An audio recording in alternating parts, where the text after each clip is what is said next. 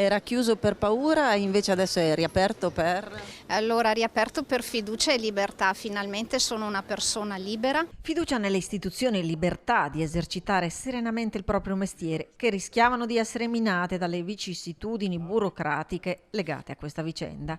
Ma è notizia del giorno che il molestatore di Corso Fogazzaro sia stato portato al CPR in provincia di Caltanissetta in attesa di essere rimpatriato. Tutto parte a fine maggio, quando un senzatetto magrebino distrugge l'allestimento esterno del negozio, costringendo la titolare a barricarsi dentro.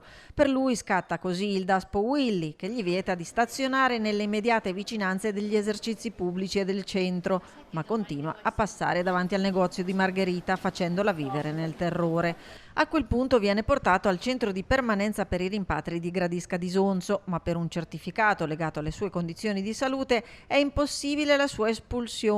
Così torna a Vicenza e lei decide di chiudere con tanto di cartello in vetrina, chiuso per paura, diventando simbolo dei tanti commercianti che si sentono vessati da personaggi molesti. L'ho vissuto in maniera drammatica, è stato drammatico per me sapere che questa persona, nonostante il Daspo Willy, nonostante le denunce e l'allontanamento, è tornato. È stato difficile e molto molto pesante, un periodo molto molto pesante per la mia vita.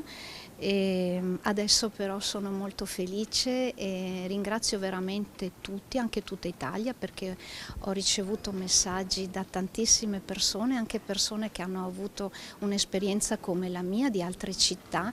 Pressing dei politici locali, prefetto, questore attenzionano il caso affinché si chiuda definitivamente l'iter per l'allontanamento dal territorio nazionale. La legge c'è, è stata dalla mia parte, ringrazio il questore, il sindaco e tutte le autorità politiche sia di destra che di sinistra che mi sono state vicine. La legge c'è, esiste e funziona, andrebbe migliorata. Con questo piccolo cartellino chiuso per paura io ho voluto anche sensibilizzare una questione a cui tengo molto. Sulla legge abbiamo bisogno forse di snellirla, anche se c'è, ma una legge fatta solo di 2 parole: fuori subito.